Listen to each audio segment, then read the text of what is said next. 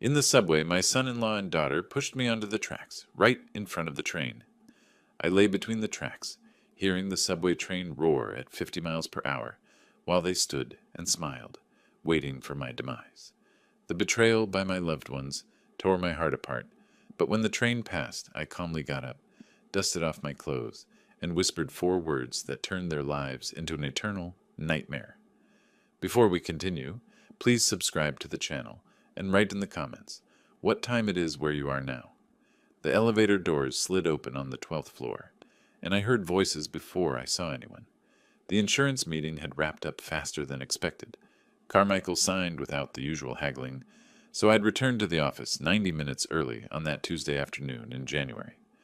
My good mood dissolved the moment I recognized my son-in-law's voice, drifting from the half-open conference room door. How much longer do we wait? He's 62. This could drag on another decade. I stopped mid-stride. The leather portfolio under my arm suddenly felt heavy. He built this place. You know he'll never voluntarily step aside. That was Catherine, my daughter. Her voice carried that clipped impatience she'd inherited from her mother. I stepped back into the elevator alcove, hidden from view but close enough to hear Wesley's response.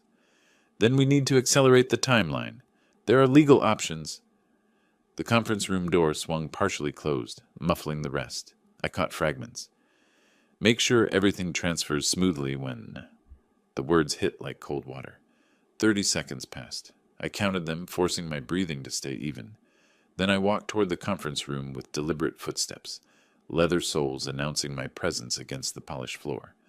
When I entered, Wesley and Catherine jerked their heads toward me. Wesley's hand moved quickly, sliding a stack of legal documents into a folder. Working late? I thought you'd both left for the day. I kept my voice casual, conversational. Wesley recovered smoothly, just reviewing Q4 projections, some concerning trends. Anything requiring my immediate attention? Nothing urgent.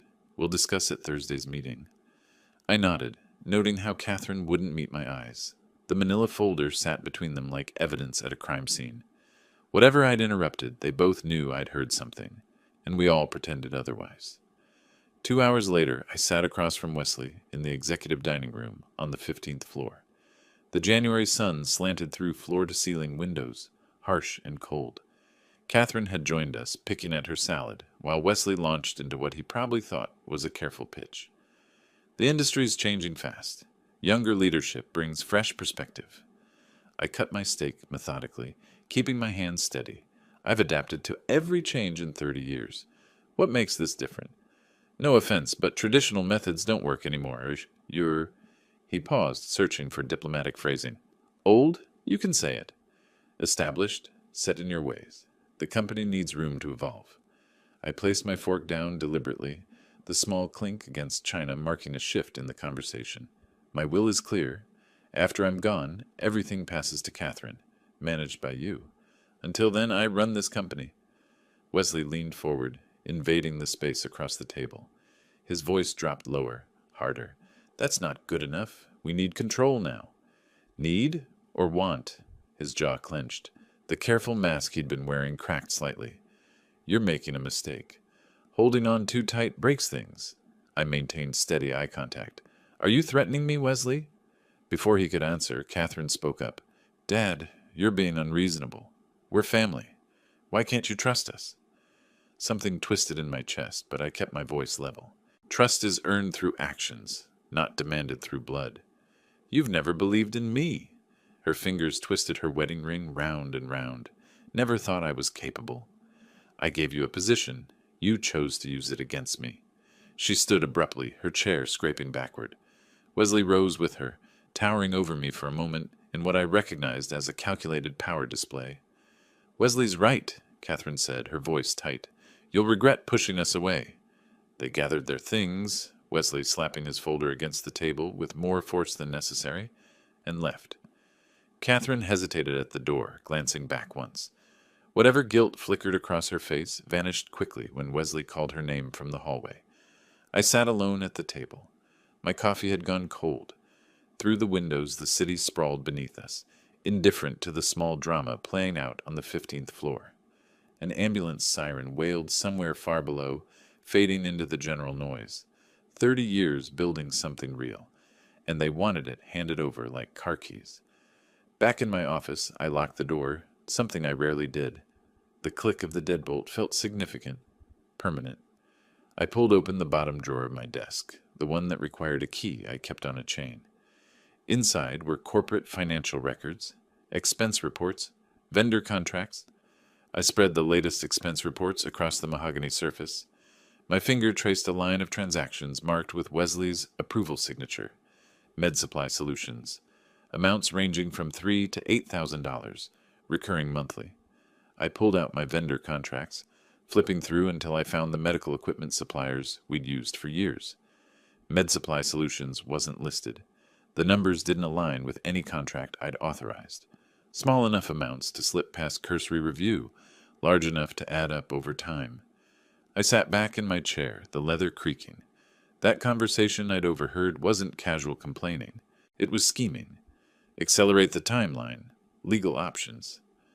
What exactly had they been planning before I interrupted? I thought I knew my daughter. I thought I'd trained Wesley well, brought him into the business, given him opportunities. I'd been wrong about both of them. My hand rested on a folder embossed with the Ellis Healthcare Group logo, my creation built from nothing over 3 decades. The winter light was fading now, casting long shadows across the office. I looked at the framed photographs on my wall. Ribbon-cutting ceremonies, community awards, medical conferences. Wesley had waved dismissively at those photos during a meeting last month. At the time, I thought he was just being careless. Now I understood it was contempt. I pulled my phone from my pocket and photographed the expense reports, each page clearly showing Wesley's signature. Then I returned everything to the drawer and locked it again. Through my office window, I could see the lights of Manhattan, flickering to life as darkness settled over the city. Somewhere in this building, Wesley and Catherine were probably celebrating what they thought was my weakness, my sentimentality, my unwillingness to see what they were really doing. They wanted the company. Fine. I spoke aloud to the empty office, my voice steady and cold. You want the company? Let's see if you can handle what comes next. I opened my laptop and created a new folder. Q1 Audit Prep. Innocent enough. Inside, I began documenting everything I'd noticed. Every conversation, every irregularity. If they wanted to play this game, they'd discover I'd been playing longer than they'd been alive. 3 weeks crawled past. February arrived with dirty snow piling against Manhattan curbs and a coldness that had nothing to do with weather. I'd been coming to the office earlier each morning, often arriving by 7, sometimes earlier. The townhouse on the Upper East Side, my property, my name on the deed, had become uncomfortable. Wesley and Catherine lived there too, an arrangement that had seemed practical when I'd offered it 2 years ago. Now it felt like enemy territory.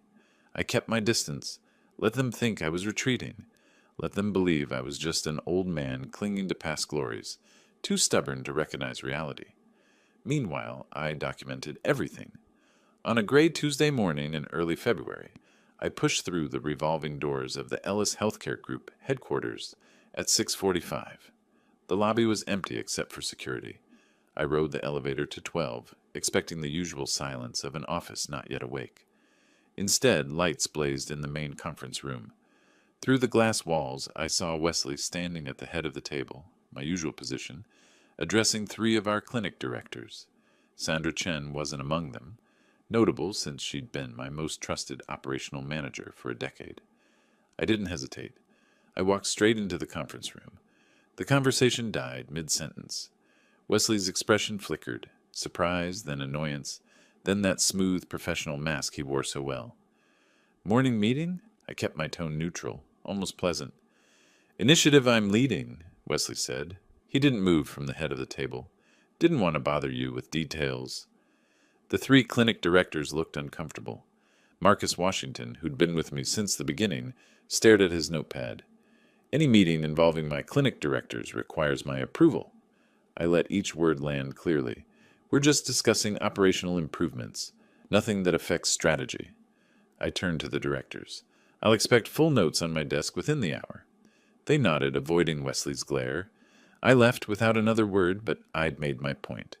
Whatever Wesley had told them about upcoming organizational changes, and new reporting structure, they now understood I wasn't going anywhere. That evening, I returned to the townhouse later than usual. Catherine's coat hung in the hallway, but when I called out, she didn't answer. I found a note on the kitchen counter in her handwriting. "Working late. Don't wait up." She was home. I'd seen her silhouette pass across the upstairs hallway window. I climbed the stairs to my private study, the room I'd used for decades, filled with medical journals and family photographs from better times. The door was open. Wesley sat at my desk, papers spread across the surface, using my space without permission. "That's my desk, Wesley." He didn't look up immediately, making me wait. When he finally raised his eyes, there was no apology in them. "Just needed space to work. Thought you'd be at the office longer." "This is my home. My private office. Technically, it's the family home." He gestured vaguely at the walls. "We all live here." I felt my jaw tighten. "My name on the deed says otherwise." He gathered his papers slowly, deliberately taking his time. As he passed me in the doorway, he paused. "You should really think about what we discussed. This doesn't have to be difficult." I didn't respond. After he left, I looked at my desk. He'd rearranged items, small changes, but noticeable. Territorial marking like an animal claiming space.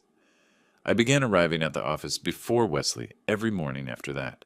Started locking files in my personal safe, documents he'd previously been able to access, changed passwords on company systems, small defensive moves that added up to a fortress. Mid-February, I stayed late reviewing monthly financial reports. The office was silent except for the hum of heating vents and distant traffic. I pulled up the expense tracking system, sorting by approver. There it was again, Med Supply Solutions. Another payment, this time $7,800. I cross-referenced procurement contracts. Nothing. No authorized agreement, no competitive bid, no signed terms. But Wesley's digital signature appeared on every approval. I photographed each screen with my phone, making sure the dates and amounts were clearly visible. Then I pulled vendor registration documents. Med Supply Solutions had been added to our approved vendor list 8 months ago. The authorization, Wesley Chambers, Chief Operating Officer. I leaned back in my chair, staring at the ceiling. Small amounts designed to slip past audits. Recurring charges that looked legitimate on surface review. But when you added them up over 8 months, they totaled nearly $50,000 paid to a company that didn't match any service we'd actually received. Whatever Wesley was planning, he needed money, and he was stealing it from the company he wanted to inherit. 2 days later, I received a call from Gerald Thompson, our largest insurance partner. We'd worked together for 15 years, built a strong relationship through consistent performance and mutual respect. "Lemuel, good to hear your voice. I wanted to follow up on our conversation last week." I frowned. "We didn't speak last week, Gerald." Pause. "Oh," Wesley said. "He mentioned you'd be stepping back soon. Wanted to make sure I understood the transition plan." My hand tightened on the phone. "There are no transitions planned." Wesley spoke without authority. "That's awkward." He seemed quite certain about the timeline. "I'll address this internally. Our partnership remains unchanged." After we hung up, I sat staring at my office wall. Wesley wasn't just undermining me privately anymore. He was actively telling our partners I was leaving, creating the narrative before reality had a chance to interfere. I found him in his office an hour later. He was on his cell phone, laughing at something the person on the other end said. When he saw me in the doorway, his expression shifted to professional neutrality. "I'll call you back," he said into the phone. Then to me, "Something wrong?" "You told Thompson I'm retiring." "I'm not." He shrugged, entirely unrepentant. "I said transitions eventually happen." He asked about succession planning. I answered honestly. "Honestly, you implied it's imminent. You can't run this forever, Lemuel. Stakeholders need assurance there's a plan. The plan is you inherit when I die, not before. Stop creating confusion. Maybe you should consider making it sooner rather than later." His voice had that edge now, the smooth veneer cracking. "For everyone's sake." I left before saying something I'd regret. The office felt different now. Other employees had started noticing the tension. Conversations stopped when I entered rooms. The atmosphere had soured, poisoned by whatever narrative Wesley was spreading. Late February brought another confrontation. I'd been working until 9 most evenings, deliberately avoiding the townhouse. When I finally returned that Thursday night, Wesley was waiting in the living room. Not reading, not watching television, just sitting in the armchair by the window, clearly waiting for me. "We need to talk about your role in the company." I hung my coat slowly, buying time to control my response. "I'm not interested in this conversation again." "You're becoming a burden." He stood, blocking my path to the stairs. "Operations are suffering because you won't delegate." Delegate or surrender? Call it what you want. Maybe it's time to rest. Enjoy retirement. Travel. Whatever people do when they stop working. I met his eyes directly. "That sounds less like advice and more like a push. Take it however you want." His voice dropped lower, almost threatening. "Things are going to change, one way or another." Catherine appeared in the hallway then, drawn by our raised voices. She stood beside Wesley, not between us. Her silence spoke volumes. I looked at my daughter, really looked at her, saw how she'd positioned herself, physically and metaphorically, saw how she wouldn't meet my eyes, saw how her hand rested on Wesley's arm, a gesture of alliance. "I'm sleeping at the office tonight," I said. "Don't wait up." I grabbed my keys and walked out, leaving them standing together in the living room of my house. The office couch wasn't comfortable, but I'd slept in worse places. I lay there in the darkness, city lights filtering through the blinds, thinking about everything that had happened since that overheard conversation in January. This wasn't about business disagreements anymore. Wesley wasn't just impatient or ambitious. He was planning something, and those financial irregularities were part of it. My daughter, who I'd raised and loved and given every opportunity, was watching her husband threaten me and saying nothing. I'd built this company for family. Now family was trying to steal it. My phone buzzed on the desk. Wesley's name appeared on the screen. I almost didn't answer, but curiosity won. "Urgent meeting tomorrow with potential investors," he said without preamble. "Need you there? 9 a.m. "Which investors?" "I'll brief you tomorrow." "Oh, and your car's in the shop, right? Engine trouble you mentioned last week?" I hadn't mentioned car trouble. "It's fine. Might be faster to take the subway anyway. Morning traffic's terrible this time of year. Green line to 42nd should put you right there." Something in his voice made my instincts flare. Too casual, too specific about the route. "I'll be there," I said slowly. "Great. See you tomorrow." The call ended. I stared at my phone in the darkness, Wesley's words echoing. Why had he assumed my car was broken? Why suggest the subway so specifically?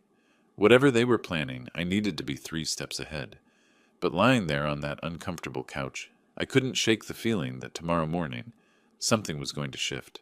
Some line would be crossed, some point of no return reached. I was right to be suspicious. I just didn't know yet how right.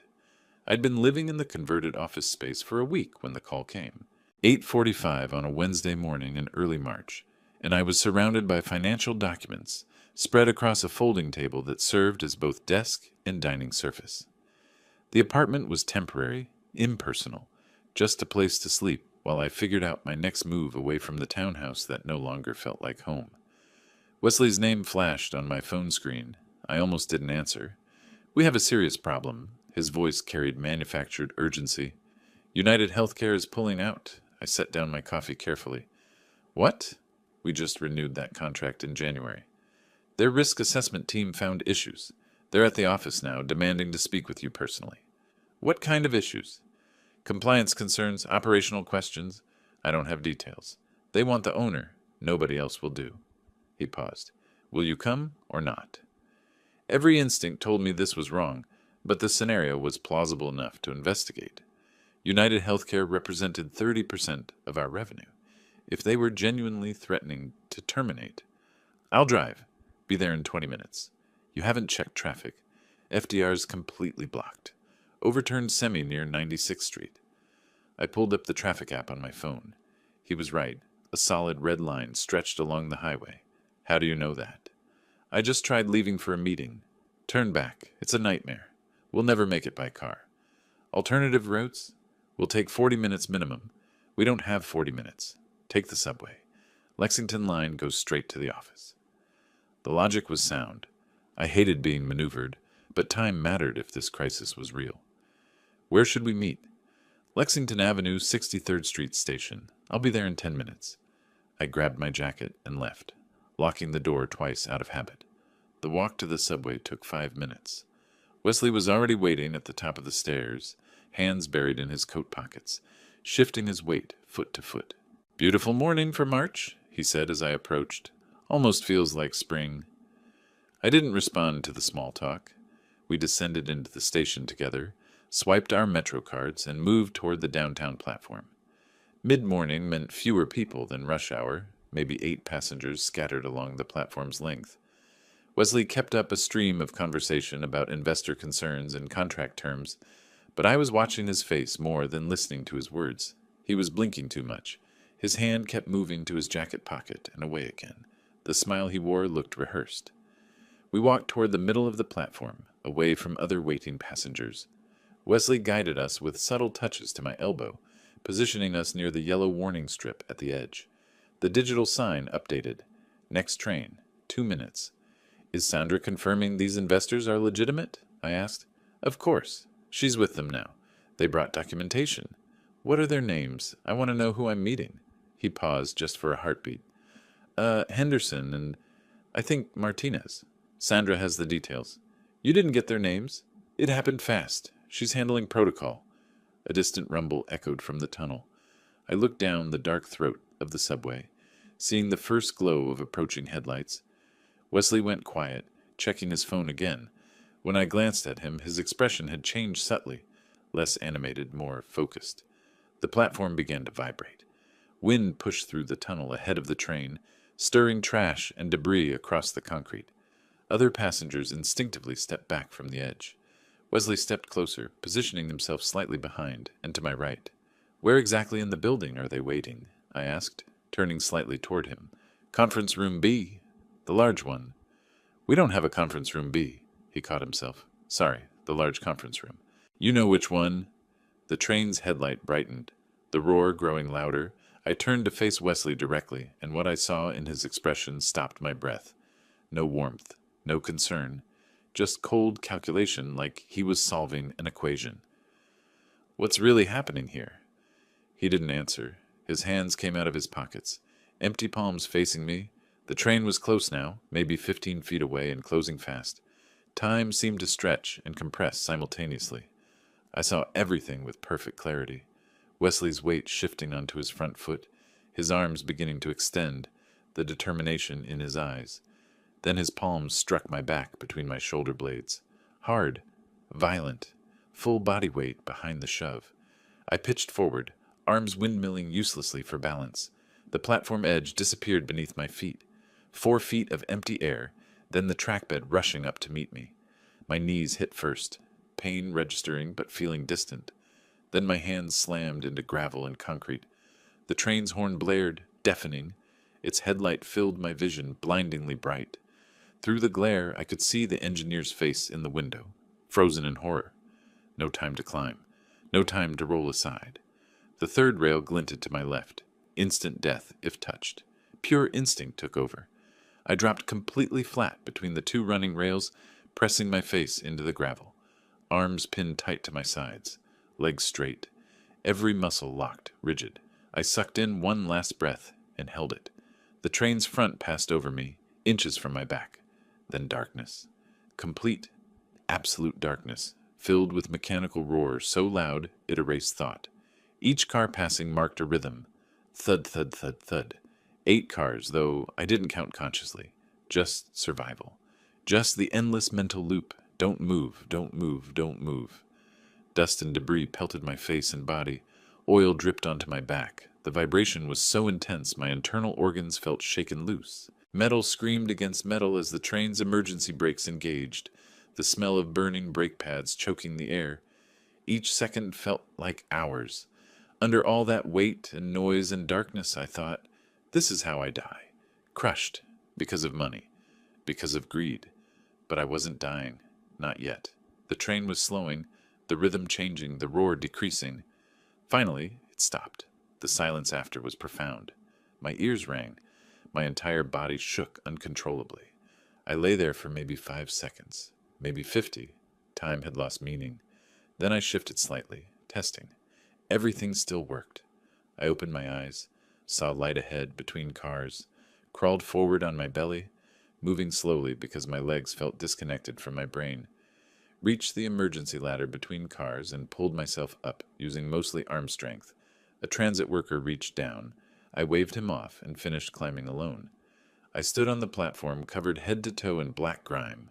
My clothes were torn, oil-stained, gray with dust. Blood seeped through my torn pants at the knees. I looked like I'd crawled through a coal mine. Wesley stood frozen 20 feet away, his face showing not relief, but calculation. Behind him, Catherine burst through the crowd, breathless, her arrival timing too perfect to be coincidence.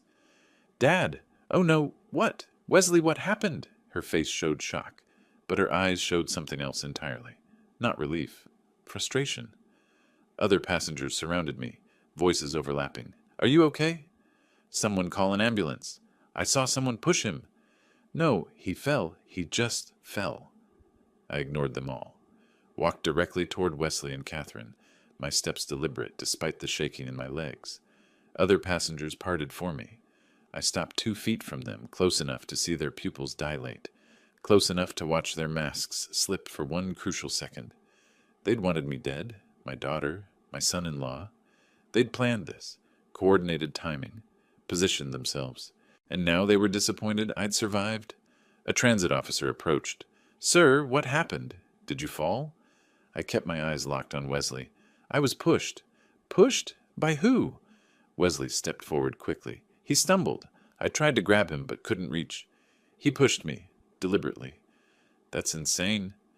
Wesley's voice took on injured innocence. "Why would I—" "He's confused, officer. The trauma—" I studied them both for a long moment. Catherine couldn't hold my gaze. Wesley held it too long, too steady, overcompensating. Around us, more officers arrived. Passengers gave statements. Someone called for paramedics. I spoke quietly, but every word landed with absolute certainty. "I'll see you in court." Then I turned and walked toward the station exit, leaving them with the officers. Behind me, Wesley called out, "Lemuel, wait! This is a misunderstanding." I didn't turn, didn't respond, just kept walking, one foot in front of the other, until I reached the stairs and climbed toward daylight and air and the rest of my life. The moment Wesley's hands struck my back, time fractured.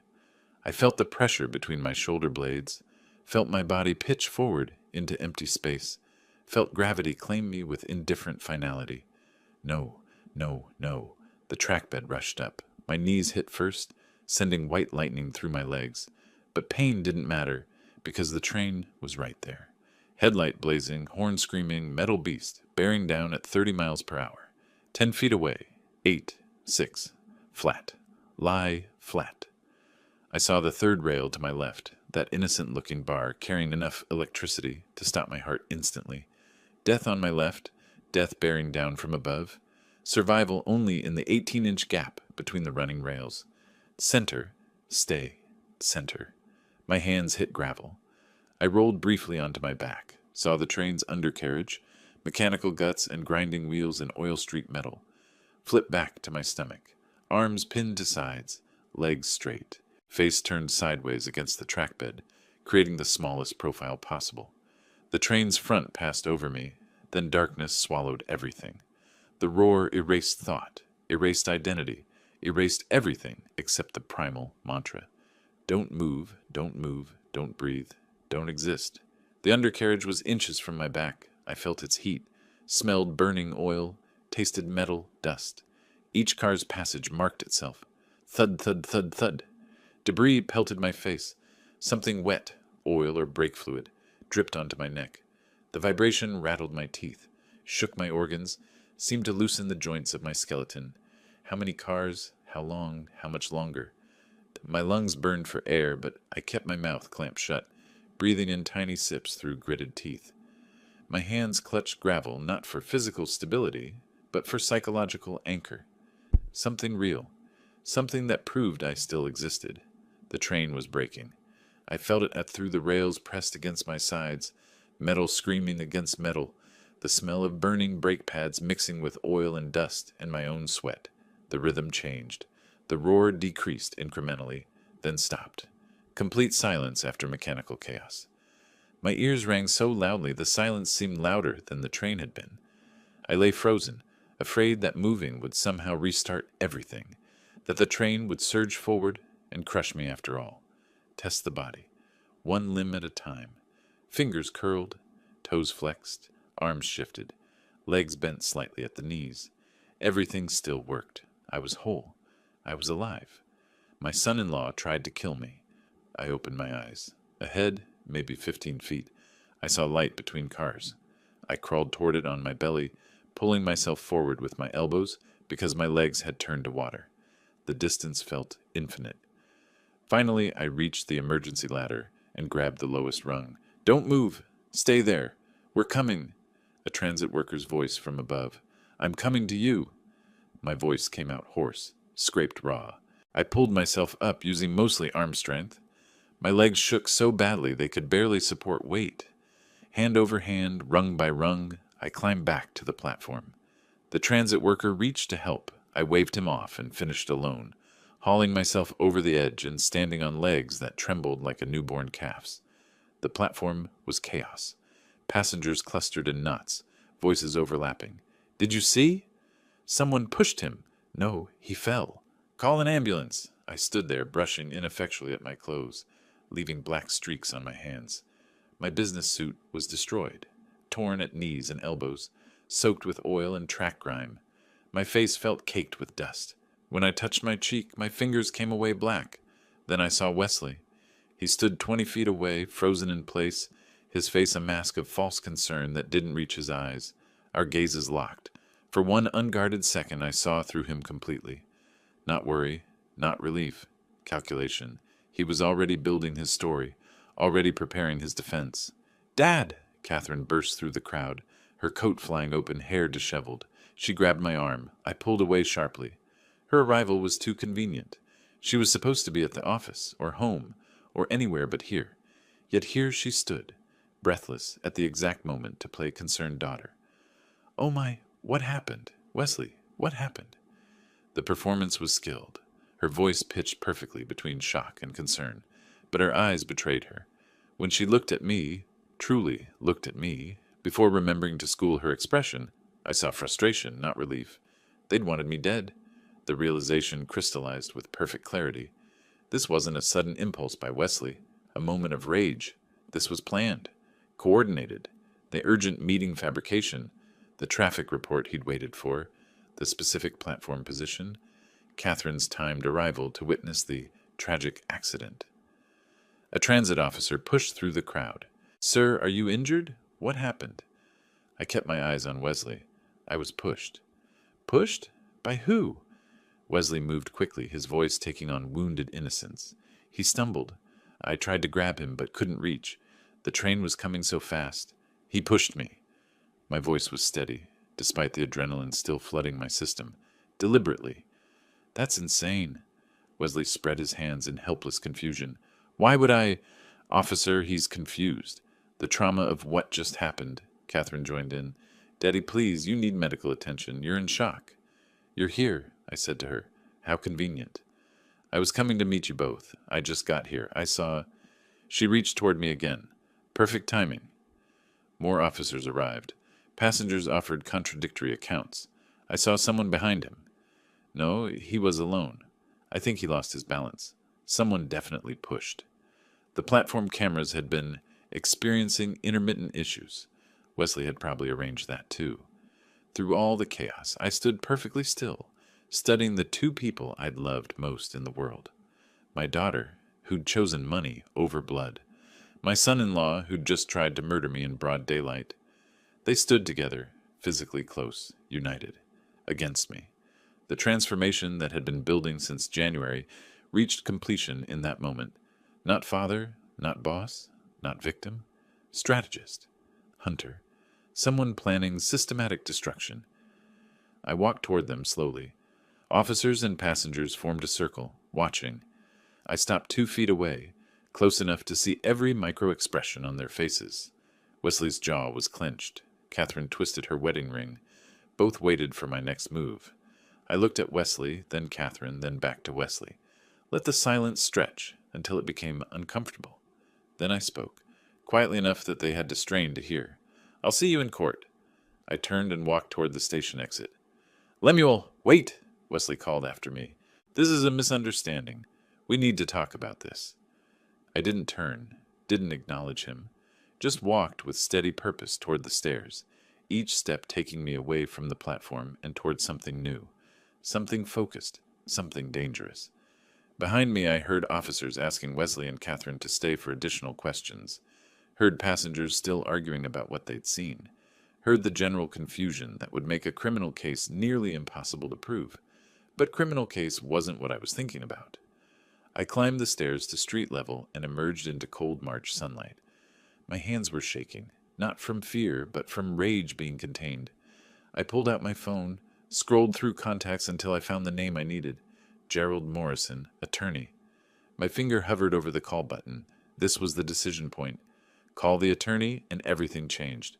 This became war. Total war. I pressed call. 3 rings, then, "Gerald Morrison." "Gerald, it's Lemuel Ellis. I need to see you immediately. My son-in-law just tried to kill me, and I'm going to destroy him." Silence on the line. Then, "Come to my office. I'll clear my afternoon." I hung up and started walking. My knees hurt. My back ached. I was covered in filth and probably looked deranged. But my mind had never been clearer. They wanted the company. They'd wanted me dead for it. Now I'd show them what it meant to fail at murder while revealing your true intentions. The emergency clinic took 40 minutes. A nurse cleaned the scrapes on my knees and temple, applied bandages, checked for concussion. The doctor asked how I'd gotten track debris in my hair. I told him the truth. He looked at me like I'd survived something impossible. "You're lucky to be alive." "I know." By early afternoon, I sat across from Gerald Morrison in his Midtown office. My ruined suit had been replaced with clothes I kept in my gym locker, wrinkled but clean. Gerald's desk was covered with police reports and witness statements. "I'll be direct." He slid the first document toward me. "The criminal case is weak, very weak." I picked up the police report. Platform cameras had experienced technical failure during the precise window of the incident. 6 witnesses present, 6 different stories. 3 saw me stumble. 2 thought they saw a possible push. 1 saw nothing at all. "The cameras failed at exactly the right moment," I said. "That's not coincidence." "I agree. But proving tampering?" Gerald shook his head. "Nearly impossible. And without video evidence, Wesley's lawyer will destroy this in court. He'll say you became dizzy from stress, that he tried to grab you but missed. So he walks away, after trying to murder me. Criminally? Probably." Gerald leaned back in his chair. "But there are other ways to seek justice." I looked at him carefully. "Which is?"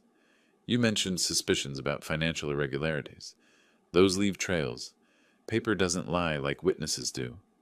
Understanding clicked into place. "Go after him for fraud instead of attempted murder." "Fraud, embezzlement, breach of fiduciary duty. Much easier to prove, much harder to defend." He pulled out a legal pad. "And it destroys him financially, not just criminally.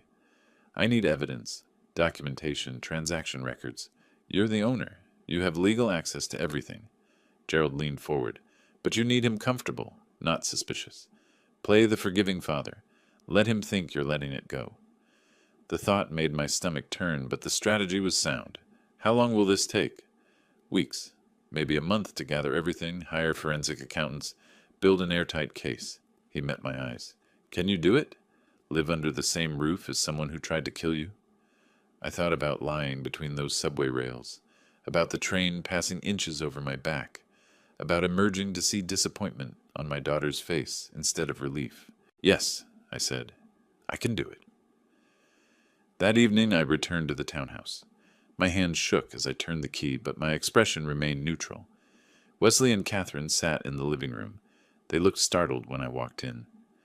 "You're back," Wesley said carefully.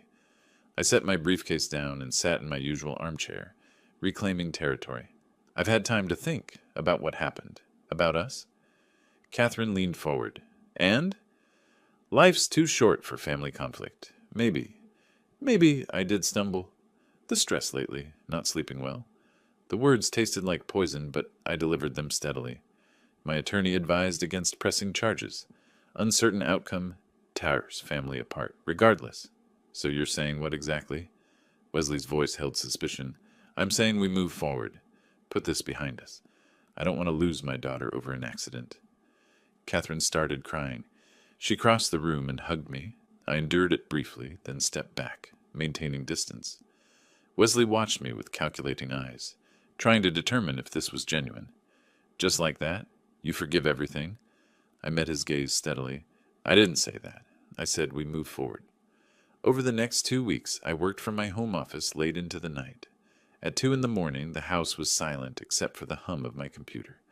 I pulled up 5 years of financial records, scrolling through expense reports and vendor payments. There it was, Med Supply Solutions, recurring payments every month, amounts ranging from $3,000 to $8,000. I opened our vendor contracts folder. No agreement with any company by that name.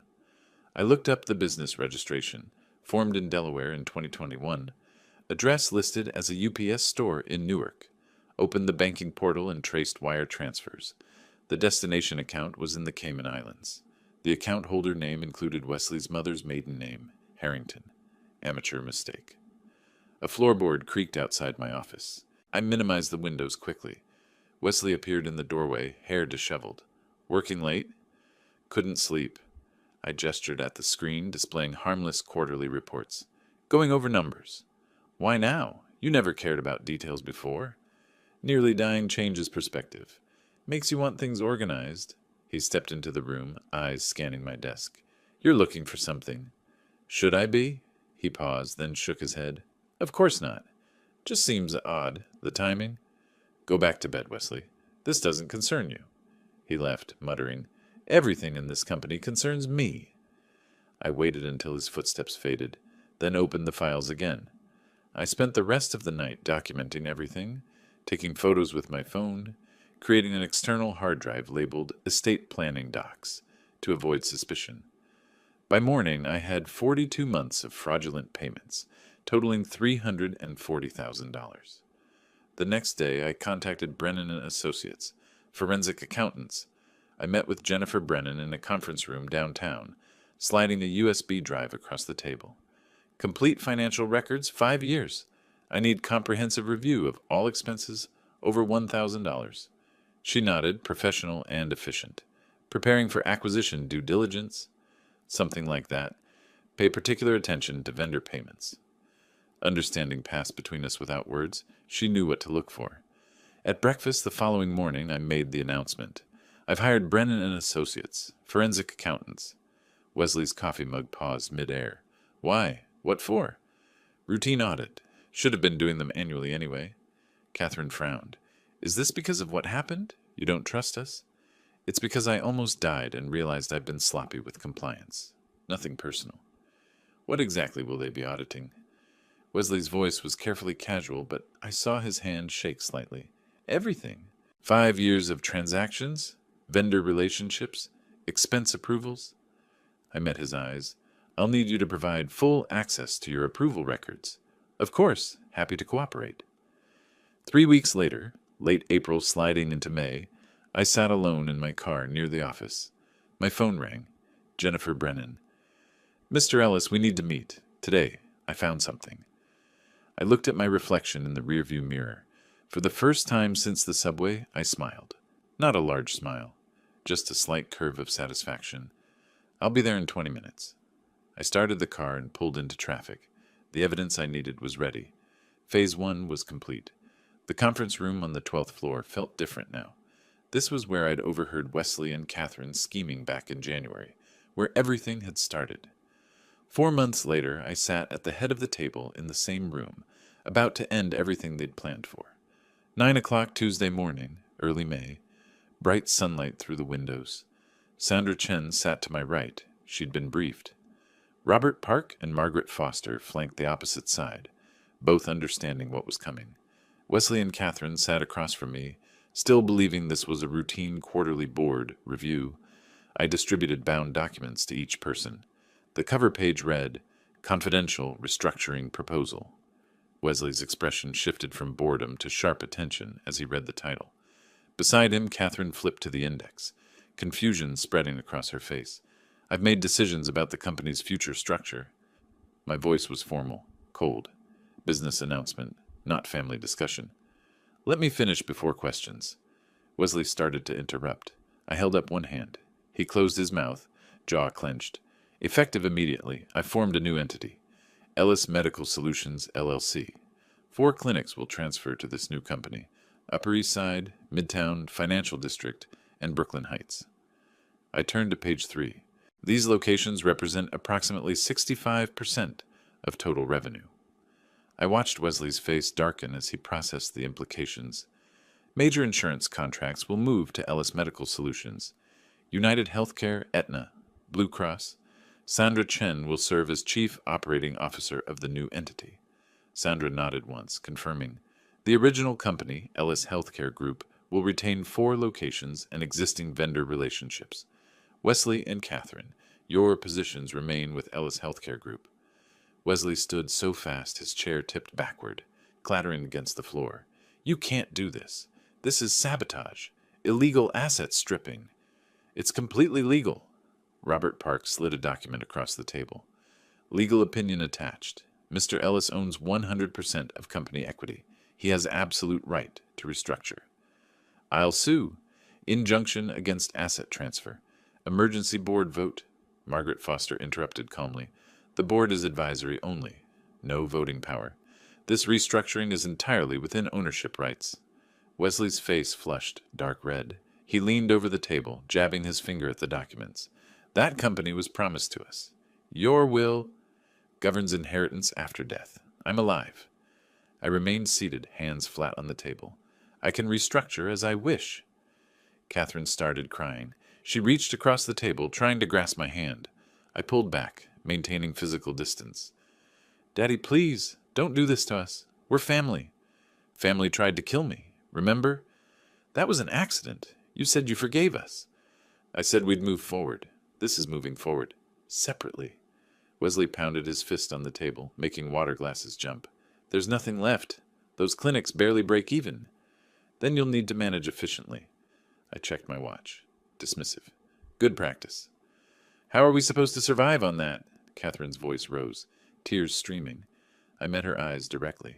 The same way I survived lying between subway rails. Figure it out. Wesley grabbed the documents and stormed out, Catherine following. The door slammed hard enough to rattle the frame. Sandra exhaled slowly. That took courage. It took math. Numbers don't lie about who's been stealing. I gathered my materials. We'll finalize transfer logistics this afternoon. I want everything operational within 2 weeks.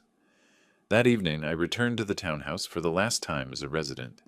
I moved through rooms methodically, packing only what belonged solely to me. Clothes from my closet, leaving Catherine's things untouched. Documents from the safe. Photos of young Catherine before Wesley, leaving wedding pictures where they hung. Wesley found me in the master bedroom, suitcase open on the bed. You're kicking us out? Your own daughter? I folded a shirt precisely. My house. My decision. 30 days is legally required notice. I handed him an envelope. He ripped it open, read the eviction notice.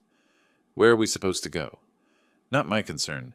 Find an apartment. Use your salary from Ellis Healthcare Group. What salary? Without those contracts, there's no revenue for payroll. I placed the eviction notice on the dresser. Then cut expenses. Prioritize. Basic management. Catherine appeared in the doorway. I can't believe you're doing this. I didn't look up from packing. I can't believe you stood on that platform and smiled while I almost died. She had no response to that. They both watched as I carried boxes downstairs and loaded them into my car trunk. I took my house keys off the keyring and placed them on the kitchen counter. Wesley blocked the doorway briefly. I walked past without breaking stride. The apartment in Murray Hill was sparse. 3 flights up, 1 bedroom. Unfurnished except for a single chair I'd bought that morning. I carried boxes up the stairs alone, setting them in neat rows along the wall. I opened the blinds. Different view than the townhouse. No garden, no privacy, but unobstructed. Honest. I sat in the chair eating takeout dinner while my phone buzzed repeatedly with calls and texts from Wesley. I ignored them all. The apartment echoed when I walked. Empty space felt cleaner than filled rooms contaminated by betrayal. 10 days passed. The new company operated smoothly. Sandra ran daily operations while I focused on strategic planning. The old company struggled, exactly as intended. Wesley made desperate calls to vendors, trying to negotiate better terms with no leverage. Catherine worked late trying to balance budgets that wouldn't balance. I was in my new office reviewing financial projections with Sandra when my assistant knocked. "Mr. Ellis, there's a process server here. Legal documents for you." The envelope was thick. I opened it standing in the doorway. Wesley and Catherine had filed lawsuit challenging the restructuring, seeking injunction, claiming breach of fiduciary duty and elder abuse. 15 pages of allegations arguing I was mentally incompetent, acting maliciously, violating implied promises. I read the entire complaint without sitting down. When I finished, I looked at Sandra. They're fighting back. "What do we do?" I allowed myself a slight smile. The first genuine one in weeks. "We counterattack. Get Morrison on the phone." She reached for her cell immediately. I walked to the window, looking out at Manhattan stretching in all directions. Wesley thought this was about the company, about money and control and inheritance. He still didn't understand. This wasn't about business. This was about accountability, about making sure people who try to murder you for profit lose everything they wanted from your death. The lawsuit was expected, even welcome. It opened the door for discovery, for depositions, for putting everything on public record. They'd filed first, thinking aggression would intimidate me. They'd just made a serious mistake. Morrison's voice came through the speakerphone. "I heard. They're going nuclear." "Good," I said. "That makes phase 2 easier. Time to show them what we found in the audit." Morrison spread the lawsuit across his conference table. 47 pages of accusations, each more absurd than the last. I sat across from him reading sections, occasionally shaking my head. "They're claiming you made oral promises to transfer the business." Morrison highlighted a passage with yellow marker. "Can they prove it?" "No, because I never promised immediate transfer, only inheritance after death." "The competency angle is more concerning."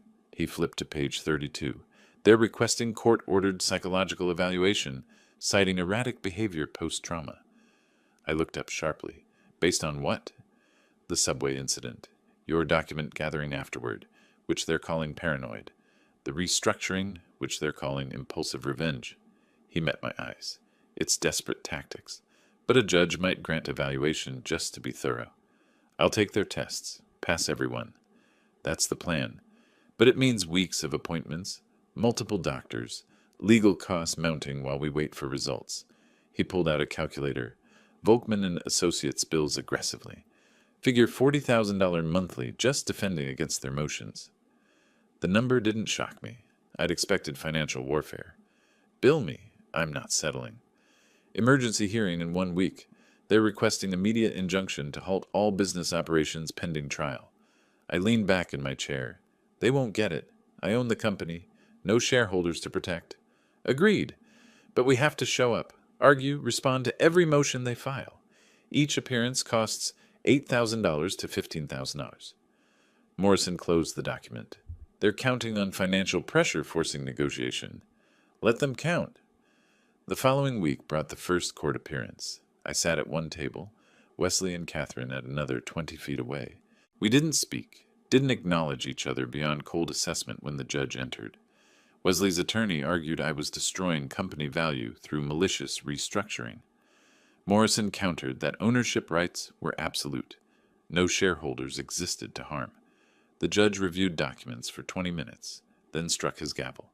Motion for injunction denied. Plaintiff has not demonstrated likelihood of success on merits. Next hearing, July 8th. Small victory, but victories cost money. That hearing alone, $12,000 in legal fees. The court did grant one request, comprehensive psychological evaluation, 3 appointments scheduled over 2 weeks, cognitive testing, psychiatric interview, neurological examination, Dr. Patricia Hoffman's office, first appointment. I sat at a computer clicking through pattern recognition puzzles, reciting number sequences backward, solving logic problems. The tests were straightforward, almost insultingly simple. Excellent cognitive function, Dr. Hoffman noted. No signs of impairment. The psychiatric evaluation proved equally pointless. Dr. Ramirez asked about the subway incident, about my business decisions, about family relationships. How did nearly dying affect your mental state? It clarified my priorities, showed me who I could trust. Some might interpret your business decisions as retaliatory. Some might interpret attempted murder as motive to protect assets from criminals. He made notes without expression. Your cognitive function appears excellent. I see no signs of diminished capacity. The neurological examination completed the trilogy. Brain scans, reflex tests, coordination assessments, all normal. The court-appointed evaluators report no evidence of psychological impairment or diminished decision-making capacity. Meanwhile, Wesley was destroying what remained of the old company. Desperate to cut costs, he fired 40% of staff. Clinic hallways echoed emptily. Patient care quality plummeted. Local healthcare newsletters began running stories about the crisis. He also tried recruiting employees from Ellis Medical Solutions. Sandra Chen received his call and told him exactly where to go. Others remained loyal as well. Wesley's reputation preceded him now. Nobody wanted to work for someone under federal investigation. June became a marathon of court appearances, discovery motions, scheduling conferences, document production disputes. Wesley's attorneys demanding internal communications, trying to prove malicious intent. Morrison provided only what was legally required, nothing more. Each hearing meant another day in court, another legal bill. By month's end, I'd spent $87,000 defending against meritless claims. Late June evening, I sat alone in my office reviewing the mounting costs. Discovery requests piled on my desk, Wesley demanding hundreds of documents, each requiring attorney review time. More fees, more delays. Sandra knocked on my door. You look exhausted.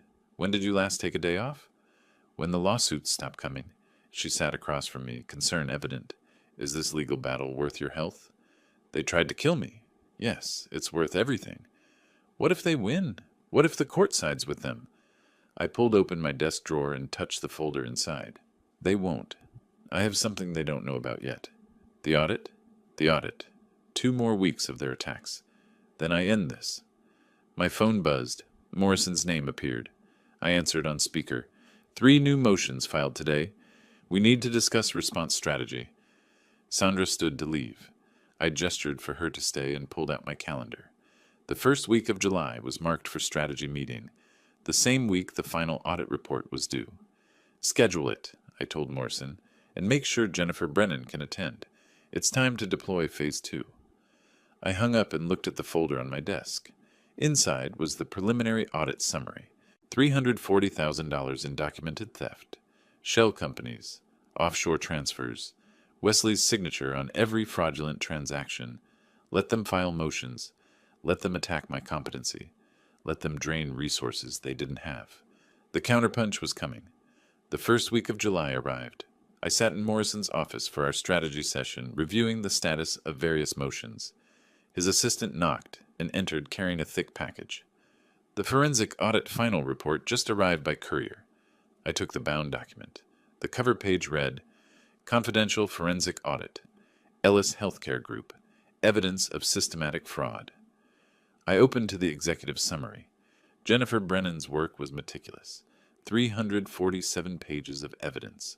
Bank statements, wire transfers, email communications, shell company formation documents showing Wesley as beneficial owner, timeline spanning 38 months, total documented theft, $350 to $680, every fraudulent transaction traced and verified, every approval bearing Wesley's digital signature, every wire transfer ending in his offshore account. I looked at Morrison. How fast can we get this filed? He leaned forward, energized. Court, 24 hours, SEC and IRS. I can have it on their desks by tomorrow afternoon. I closed the report with decisive finality. Do it. All of them. Simultaneously. Morrison smiled. The first genuine smile I'd seen from him in weeks. Now we're playing offense.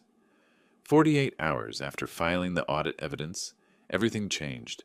Morrison submitted the report as an exhibit in the civil lawsuit, immediately becoming public record. Simultaneously, copies went to the SEC Division of Enforcement and IRS Criminal Investigation Division. The evidence package was comprehensive. 347 pages of financial records, bank statements, wire transfer documentation. Shell company formation documents showing Wesley as beneficial owner. Email communications between Wesley and fictitious vendors sent by Wesley to himself, creating paper trail for fake invoices. The pattern was clear. Wesley approved invoices from MedSupply Solutions for non-existent medical equipment. Funds wired to offshore accounts. Account holder traced to Wesley's family trust. Systematic theft over 38 months totaling over $340,000. Within 72 hours, both agencies opened formal investigations. Mid-July morning, I was reviewing quarterly projections when Sandra knocked urgently. "You need to see this." She handed me her tablet showing a breaking news alert. Federal probe, NYC Medical Clinic owner, accused of $340K embezzlement. I scrolled through the article. Healthcare Business Journal had obtained copies of the public court filing. The story detailed everything: the audit findings, the shell companies, Wesley's systematic fraud, quotes from sources close to the investigation, likely prosecutors building public case. "The media found it fast," Sandra observed. "Good. Let everyone see what he is." My phone buzzed. Morrison calling. "Federal agents are at Ellis Healthcare Group right now. SEC investigator Marcus Chen and IRS criminal investigation agent Rebecca Torres. They're seizing records." I stood, walking to my window. Across town, Wesley's world was collapsing. At the old company office, Wesley sat at his desk, reviewing termination paperwork, when the lobby receptionist called. "There are federal agents here to see you." Before he could respond, his office door opened. Marcus Chen and Rebecca Torres entered, showing credentials. "Mr. Wesley Chambers?" Chen extended a subpoena. "We need immediate access to all financial records, computers, and communications." Wesley's face drained of color. "What is this about?" "Financial fraud investigation. Your office is sealed pending forensic analysis." Torres gestured to IT specialists entering behind them. "We'll need you to answer some questions." For 4 hours they questioned him. Wesley denied knowledge, claimed accounting errors, insisted he had no connection to offshore accounts. His attorney arrived mid-interview and advised him to stop talking. "We didn't mention offshore accounts," Torres noted. "How did you know about them?" Wesley realized his mistake. "I want my attorney present before answering anything else." The same day, agents visited Catherine at her apartment in Queens. She answered the door in sweatpants, face drawn from stress. Seeing the badges, her legs buckled. Torres caught her elbow, helping her to the kitchen table. They showed her documents bearing her signature, approving fraudulent expenses as CFO. "I didn't know," Catherine's voice rose to near hysteria.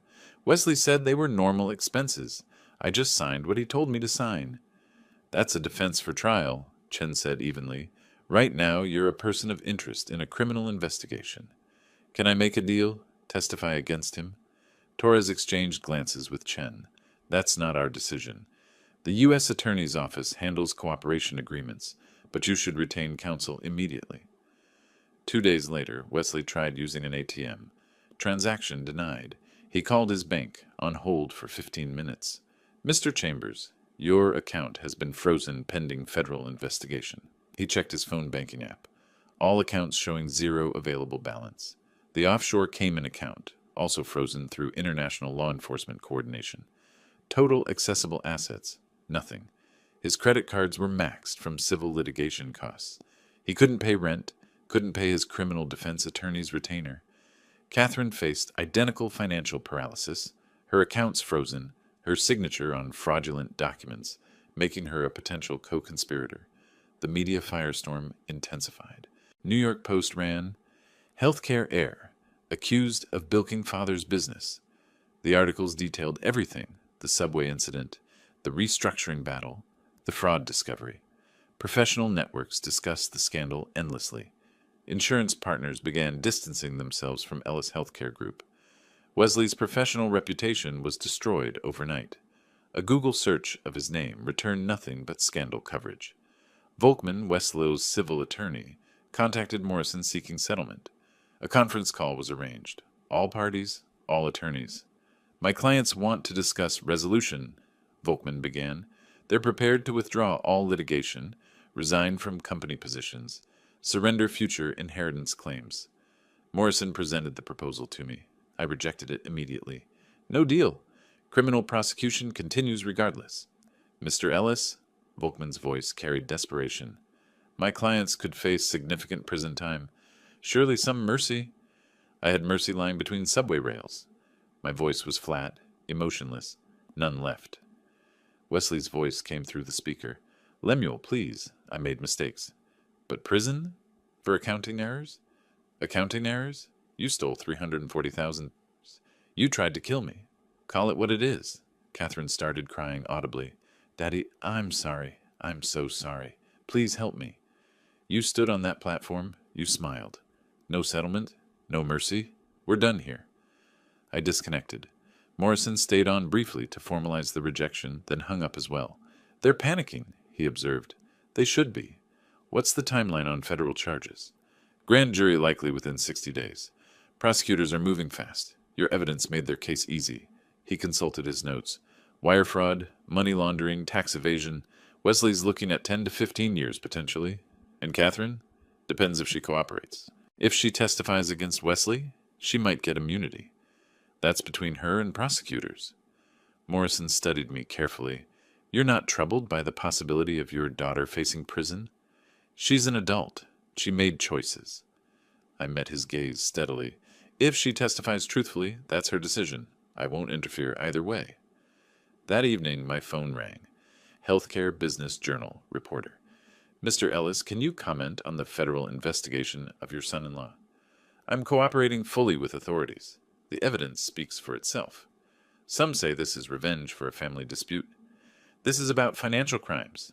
The audit uncovered systematic fraud. I reported it to appropriate authorities. No further comment. I hung up and ignored subsequent calls. Let the media draw their own conclusions from public records. Late July, I received a text from Morrison. U.S. Attorney's Office scheduled meeting tomorrow. They want to discuss your cooperation and timeline for charges. Wesley's attorney contacted them about plea negotiations. I typed back, I'll be there. No deals that include leniency. I put the phone down and looked at my calendar. A date in August was circled. Court decision on the restructuring case. Everything was converging.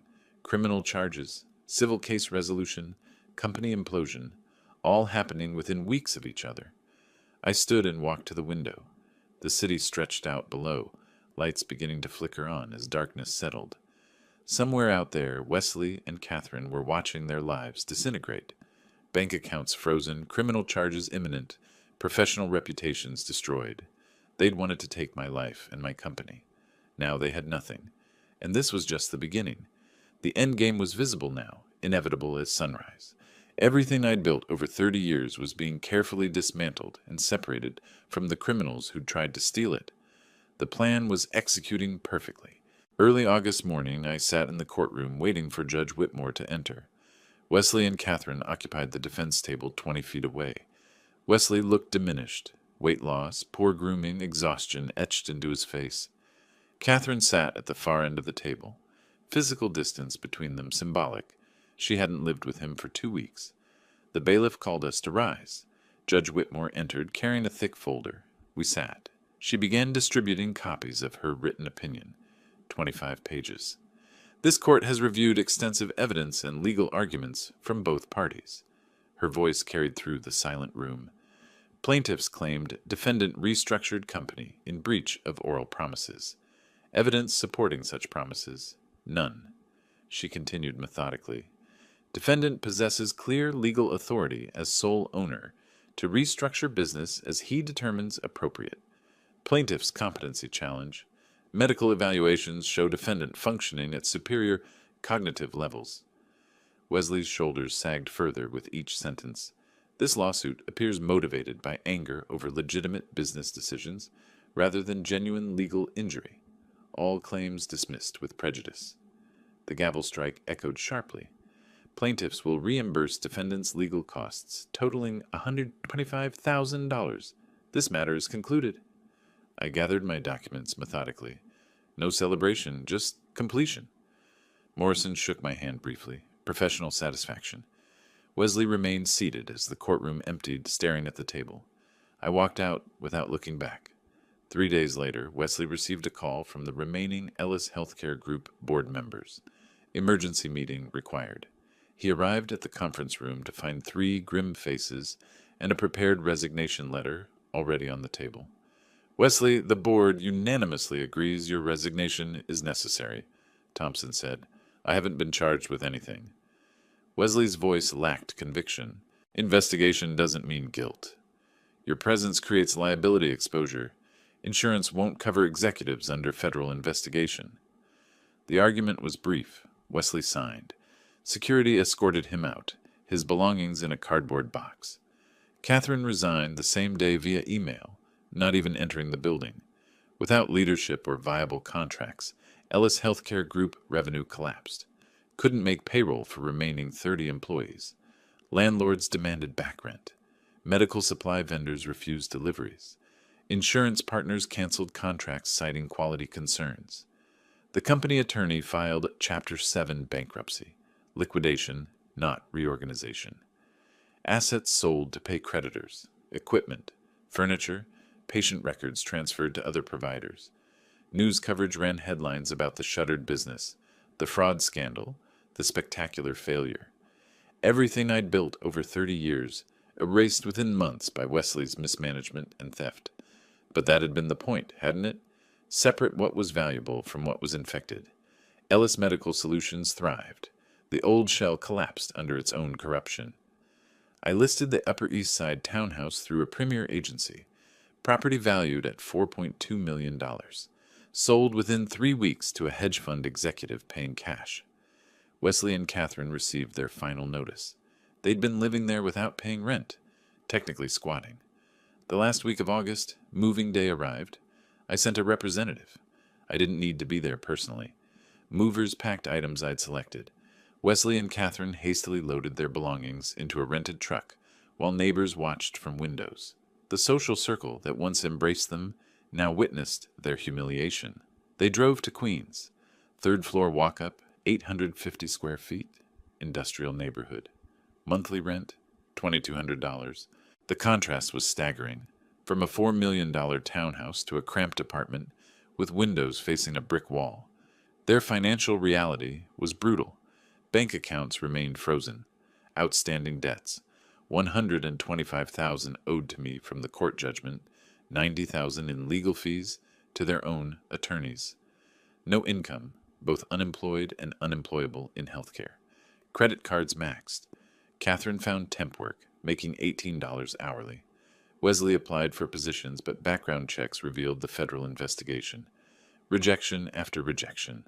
They lived on Catherine's modest income, barely covering rent and food. The American dream inverted, from privilege to poverty in 6 months.